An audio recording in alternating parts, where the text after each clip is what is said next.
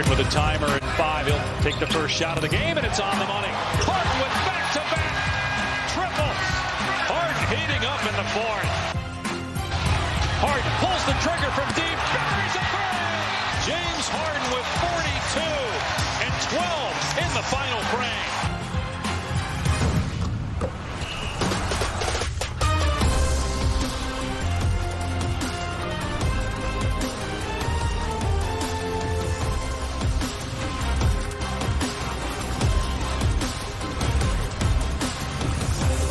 Another bonkers game by the Beard as Houston beats the Clippers tonight 102-93. Game time continues here from Atlanta. That's 3D. That is Scott. I'm Matt Weiner. Sam Mitchell will stick around and join us a little later on. Yes. 47 and 7 assists tonight from James Harden. His fifth 40-point game of the season already. Has the third most points of any player through 11 games in NBA history. And it seems to me if you're an opposing coach, you've got to really, at this point, consider some sort of extreme measures to slow him down. Matt, when you heard Sam Mitchell talking about he's the modern-day Wilt Chamberlain, we grew up watching, obviously I played against Michael Jordan. You were saying each stat sheet said, figure out a way to get the ball out of his hands, throw another guy at him. As soon as he crosses half court, throw a guy at him. James Harden now is, I call him video game James. Because he's literally a video game where he's handling the basketball, getting to the basket whenever he wants to, getting to the free throw line is like bread and butter. And now when he has shot makers around him, when guys start making some shots with him, that's their defense because they're taking the ball out the net now, the other team trying to get down the court. So he's in such a groove. To your question, other teams have to figure out a way to get the ball out of his hands and make someone else beat you because we know he can. You know, his usage rate is really, really high, obviously, historically high over the last few years. And we've seen volume shooters who can go for 35 or 40 or for 50 on an occasional night. But he's scoring 47 on just 26 shots. 26 is a lot of shots in the NBA, but for a 47-point night, that's incredibly efficient. And how he's mixing it up, Matt, from the three-point range, like I mentioned earlier, getting to the free throw line. And in late-game situation, the defense is on their heels because he has that freedom to drive. If you send a man, lackadaisical, he picks you apart and find the open man. And then now having Russell Westbrook, he's the one that changes pace for you because as soon as he gets that rebound, 2 or 3 dribbles, he's getting the layup. So you're mixing those two dynamic players together who are willing to share. It's fun to watch so far early in the season. Rockets have now won 5 straight, and they didn't have a great offensive night as a team. They only shot 38%. The Clippers were not very good offensively. Kawhi Leonard finished with 26, but on 24 shots. But you and I were just talking about in the back, why wasn't Kawhi guarding him a little bit more? We give him Kawhi so much love as the claw, rightfully. So you're one of the best defensive players in our league. But why didn't you take that challenge and say, you know what? Let me show the Beard that I'm still the claw. Let me slow you down tonight and play a better defensive effort. It's an interesting question, and I kind of wonder if maybe it's one of those we don't want to show you everything during the regular season because we anticipate maybe we'll run into each other a little later on in the springtime. We also have Paul George coming back likely tomorrow. I'm speaking as though I'm the Clippers now. Likely have Paul George coming back tomorrow, and at some point, if they meet in the playoffs, you've got defensive options that most teams don't. Yeah, I think to your point, when the playoffs come around or later in the season, once Paul George gets 100%, they're planning for the big picture. Yes, I see one of those guys guarding him all game long. All right, lots happening tonight around the league. Minnesota's been good lately. Andrew Wiggins has been great. He had another 30-point game tonight as the Timberwolves beat the San Antonio Spurs 129-114. And the Timberwolves have now won 3 of their last 4. The Spurs have lost 5 of their last 6 games. Andrew Wiggins, as I mentioned, had 30 tonight, his 4th game in the last 5 with 30 or more, and he's with us here on Game Time. Andrew, we appreciate you stopping by. What is behind this scoring burst of yours over the last week and a half or so? I've just been staying aggressive, the whole year. I've been putting a lot of work in the summer. It's just showing now. You've obviously heard the criticism over the years. It's never about the talent. It's about the approach and the production that comes from the approach. What, if anything, has changed about the way you go into games and view your role in this team? Coach just wants me to do everything, So I'm on the court, I'm trying to create for other players. Defensively, I'm trying to get stops, and most importantly, just staying aggressive. I feel like staying aggressive will open up a lot of things. Wig, how you doing, young fella? What's up, man? They're keeping me here late. You're going to have to pay my overtime because they're keeping me here late to talk to you. You know that, right? Yeah, you know I got you. This is what I want to ask. This is a two-part question. Two things. How has Ryan Saunders, being named the coach, changed your game? And then two, being moved back to the two-guard position. You know, you and I used to talk about that when Flip was the coach, that your natural position. Your dad, Mitchell Wiggins, used to tell me all the time, my son's a two-guard, not a small forward. How has those two things changed your game this year? Well, Ryan being the coach, I feel like he kind of understands, and you know, he's the only coach now that's been with me since my rookie season. You know, so he's seen my ups and downs. So he knows where I'm most comfortable on the court, and I feel like this season he's just put me in position to be successful. And for the two guard, I feel like it's all about matchups. You know, I feel like when I'm with the two, it suits me better, and a lot of times the twos are smaller, so it's in my favor. And speaking of your favorite, Wiggs, it seems like now you just finally understand who you are as an individual. You put in the work, like you said, over the summer. Does that play a big difference now you understand what the NBA is really all about and how you can put your imprint on the game? For sure. You know, for sure. You know, and I worked this summer, that just brought in a lot of confidence. You know, I'm very confident in my game right now. You know, I'm going to stay confident, stay aggressive, and hopefully I can keep at it. Wig, that list came out this summer, top 100 players, and you wasn't on it. And it was all the talk about Andrew Wiggins with all this talent. And I kept saying, and I was getting killed, Wig. Hey, watch you looking out. Wiggins. You know I got your back because it's not that, Wig. I saw you every day. I saw you your rookie year play 82 games. And you and I talked about that and how proud you were to be able to play 82 games as a rookie. And now to see you and that list come out, how did that affect you? Or did you just look at that list and kind of laugh, or did you look at that list and it just added more fuel to the fire? I feel like at first I kind of like laughed, you know, but as I kept seeing it more, I didn't even try and look at it, but I just kept seeing it more and more, so it just kind of lit a fire in my eyes, and you know, it's always in the back of my mind, you know, so for the most part, it motivated me. You know, I'm happy it came out. I feel like it helped me get back on track.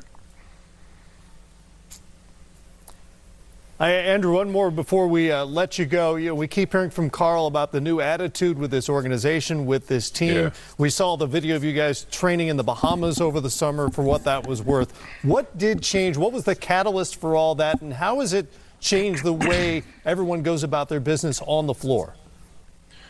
We got, you know, a nice group. You know, in the summer when we went to Bahamas, it was just, we have a whole new team. We know we might have 3-4 players back from last year. You know, so just getting a group together and just trying to build the chemistry is huge. You know, and the thing is, on this team, everybody wants to see everybody do good. You know, you don't have no jealousy, no nothing like that. When someone scores or have a good game, you know, we're all cheering for each other. You know, that's a huge part. You know, I've been trying to sell the same outing here at NBA TV, and for some reason the bosses won't pay for us to go to the Bahamas. Keep trying. We're working on it, though. Hey, Andrew, keep it up. Good health and good luck, and hope to talk to you soon. Wig, I love you, man. Congratulations. Thank you. Keep the good play up. Appreciate that, man. Thank you. All right, Andrew Wiggins with us here on Game Time after another 30-point night. Let's get you updated from Los Angeles. First back-to-back for the LA Lakers.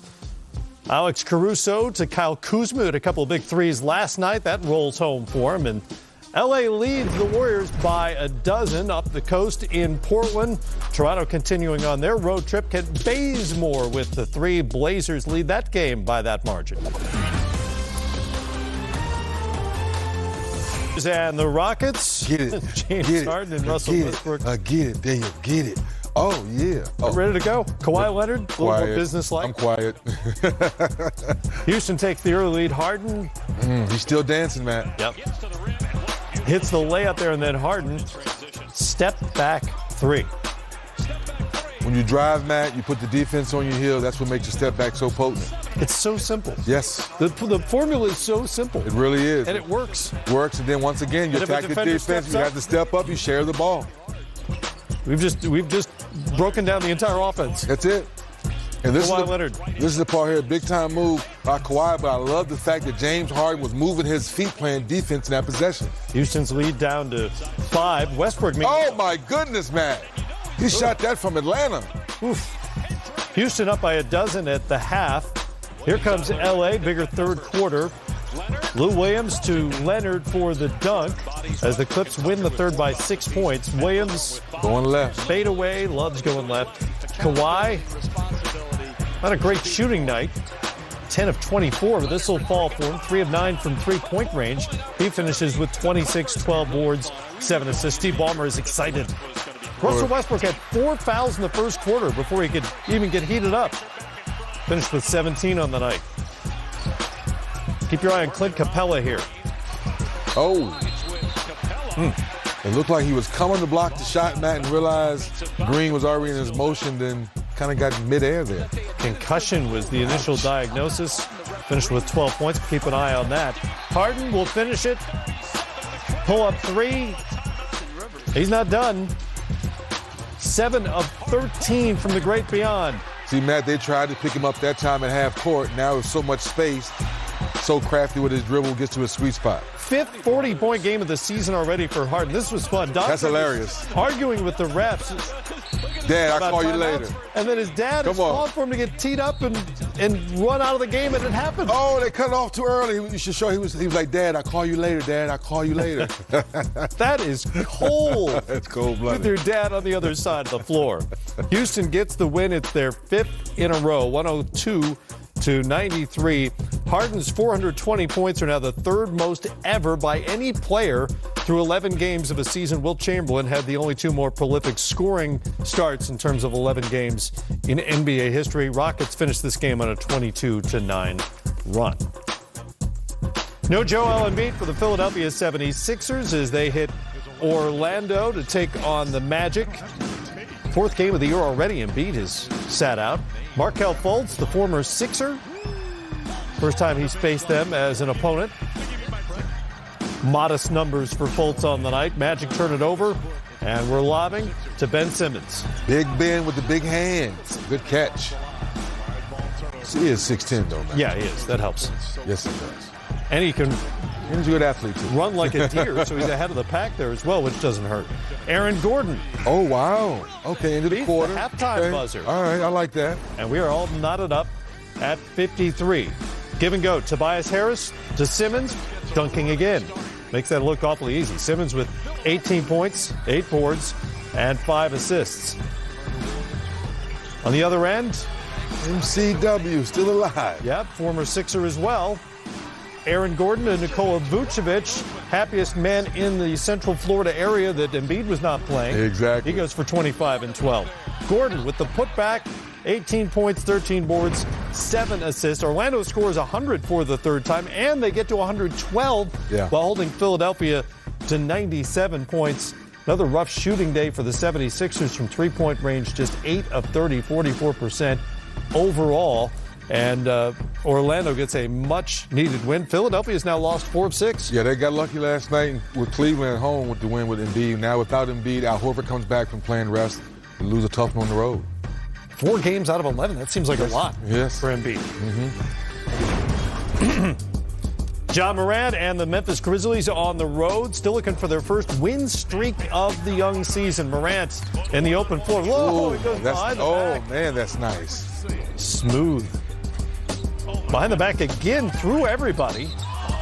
Anybody who ever played in a Hornets uniform was victimized by Morant on that play. Crafty dribble around your back, splitting the trap, and then to be crafty enough, Matt, to play through the contact. Somewhere Alan Bristow is shaking his head. Yes, he is. Dismay. Malik Monk, and then Miles Bridges flying in. Oh, he dunked on his own teammate, too. He got everybody. Charlotte up by 4. Fourth quarter, Morant's. Oh, just a great feel for the game, man. One thing that's really impressed me about him early on is he moves without the ball. Yes. For a point guard, great point, man. He's not just standing around. Kyle Anderson with the steal. He finds Morant for the layup. It's a 12-0 Grizzlies run, and they're up by 7. Terry Rozier, big scoring night. He went for 33 for Charlotte.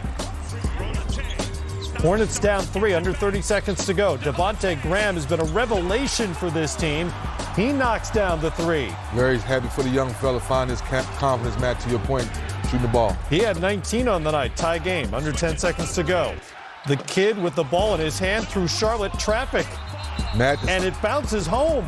The scouting report said the young man loves to go left, loves his left hand, and he gets to his left already, Matt. And he does it, and he scores it. 23 points, 11 assists.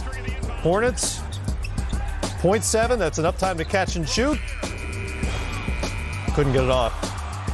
Didn't go anyway. Memphis hangs on for their first win streak of the season, 119 to 117. First career double-double for Morant, who is 10 of 15 from the field and hits a buzzer beater essentially with 0.7 to go. He was the hero. We spoke with Rob Fisher.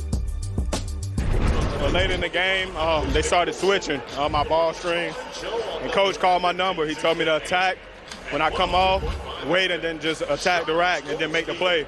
And I got by the defender, and I seen like a clear lane, so I just took it. Second half defensively, you guys seem to make changes and seem to really step up your game. What changed defensively for you? My mindset. We always preach to always go out and compete and play together and have each other back. And tonight, we all locked in together at halftime and said we need to stop. And we went out and just fought and got stops and was able to score another end. Through the first handful of games, we talk so much about learning experiences. To get 2 wins, both on the road, what's that say about where this team has grown so far early in the season? I feel like we're still growing. I feel like our mindset just changed from day one. We just kept everybody have this mindset to get better. Next game, next play, next shot mentality. And we know we have to lock in. And coming on the road is hard to win on the road. My college coach always said, good teams win at home, great teams win on the road. And this road trip, we were just trying to do whatever we could to come out with wins. You had a lot of folks wearing your jersey here tonight. How much fun to play in front of some home fans? It felt good just for them to come out and show love and also to be able to deliver the game-winning basket with all of them here. It just felt good. I can't say too much about it. John, congratulations. Great game. Thank you. Ja Morant, huge night for him, and you mentioned his feel for the game. How long does it take you to note that a young guy coming into the league has that kind of feel? It only takes maybe about a month, Matt, because we get a taste of it in the summer league, and a lot of times guys are erratic and they're trying to go too fast and trying to show. Against different competition. Exactly. Yeah. But now you get a training camp under your belt.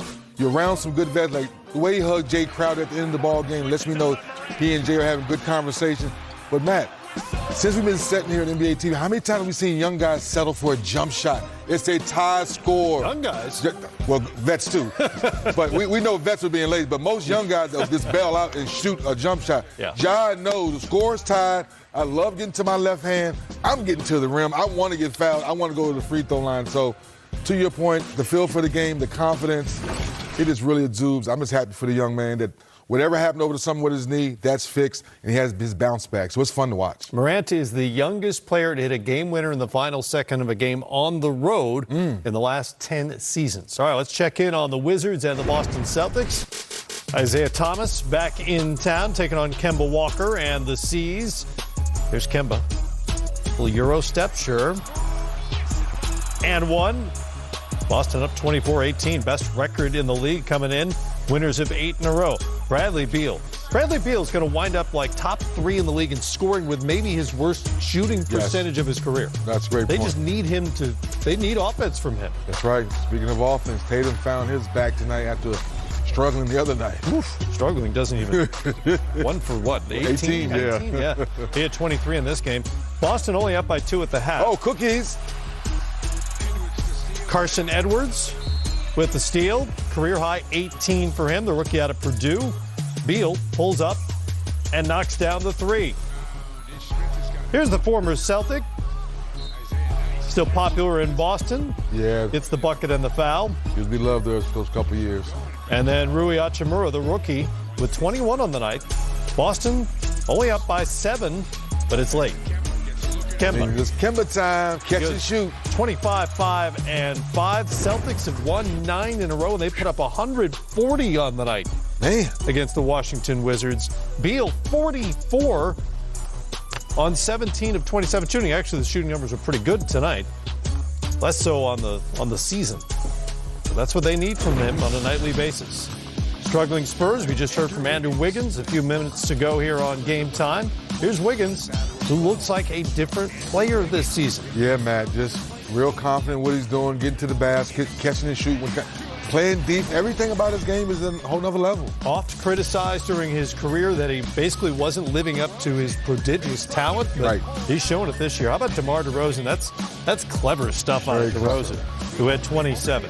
Jeff Teague missed 4 games with an illness. He was back and setting up Jake Layman, who was a factor in this game late in the third quarter. Teague drives, hits the floater. He had 18 and 6 assists.